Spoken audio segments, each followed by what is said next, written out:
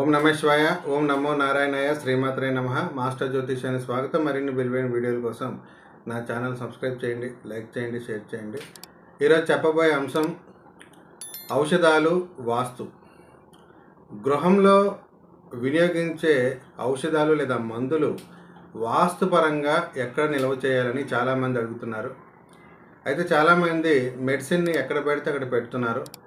అలా కాకుండా మెడిసిన్లో పవర్ని మనం ఏమీ మార్చం, కానీ అది ఉంచే ప్రదేశాన్ని మార్చడం వల్ల మెడిసిన్ బాగా పనిచేయడానికి అవకాశం ఉంటుంది. కాబట్టి వాస్తుపరంగా ఇంట్లో మెడిసిన్ను తూర్పు వైపుకు కానీ, ఈశాన్యం వైపున కానీ, లేకపోతే తూర్పు ఈశాన్య భాగాల్లో కానీ ఉంచుకోవచ్చు. దానివల్ల మెడిసిన్పై ఎటువంటి నెగిటివ్ వైబ్రేషన్స్ అనేవి పడకుండా మెడిసిన్ బాగా పనిచేస్తుంది. అదే సందర్భంలో వేసుకునే ముందు ఓం ధన్వంతరై నమః అనే మంత్రాన్ని పఠించడం ద్వారా మెడిసిన్ మరింత మంచి ఫలితాలు ఇచ్చి వ్యాధిని నయం చేస్తుంది.